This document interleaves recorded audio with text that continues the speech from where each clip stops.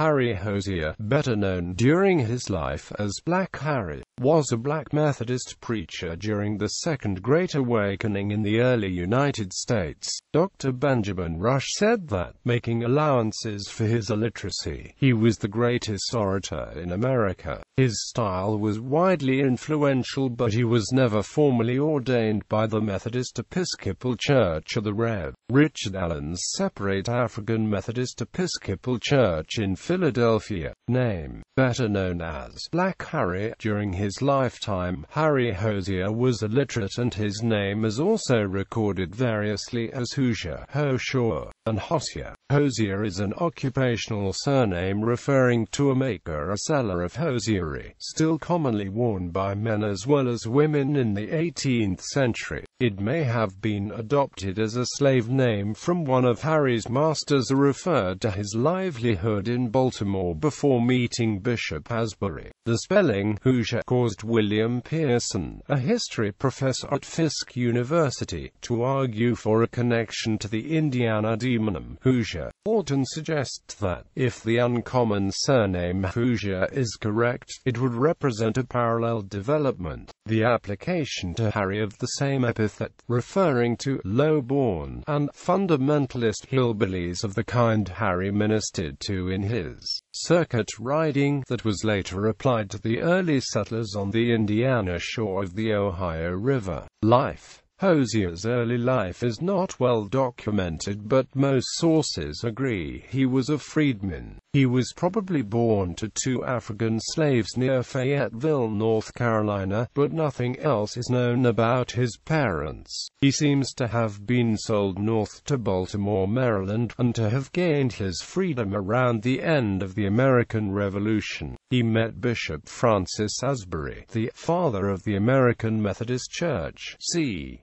1780, a meeting Asbury considered providentially arranged. This meeting may have occurred during Asbury's trip to Todd, North Carolina.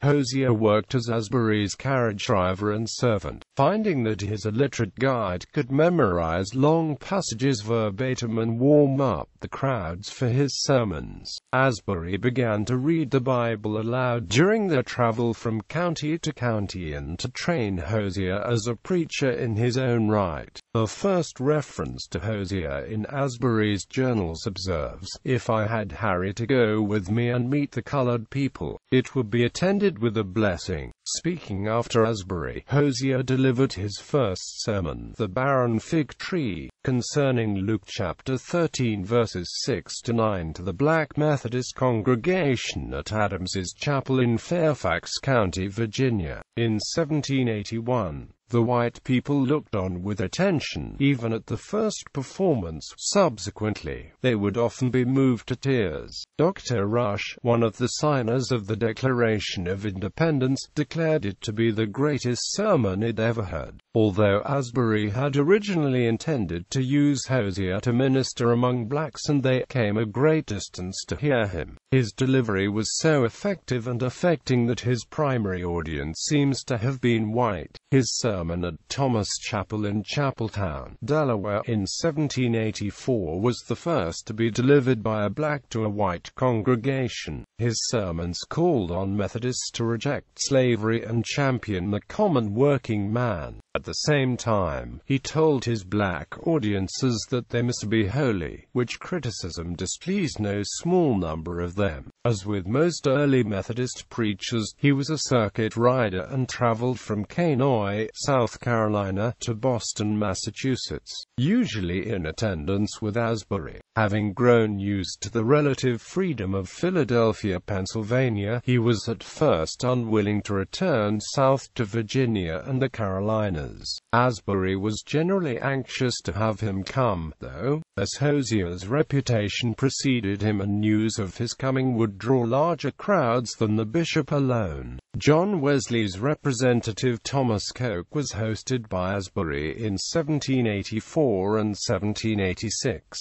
Touring Delaware, Maryland, and Virginia, Coke wrote in his journal that Hosier was one of the best preachers in the world, and yet one of the humblest creatures I ever saw. Hosier was present at the Christmas conference from December 24, 1784, to January 2, 1785, at Lovely Lane Chapel in Baltimore, Maryland, where the Methodist Episcopal Church of America was formally founded. Along with Richard Allen, he was permitted to observe but not vote on any of the items before the conference. He made a sensation in New York, accompanying Asbury there in September of 1786.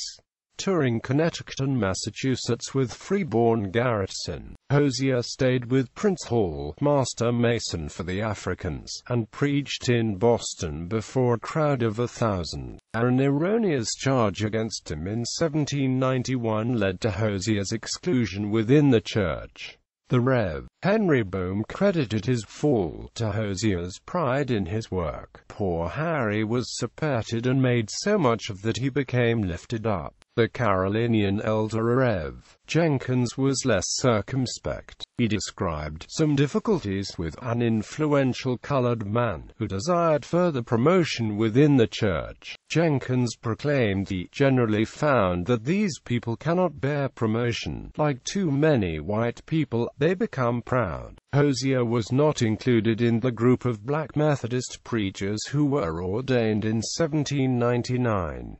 At the end of his life, Hosier was found drunk and scavenging garbage looking for cloth to sell as rags. He subsequently preached that he wrestled with God and screamed Psalm chapter 51 repeatedly before recovering and carrying on his ministry.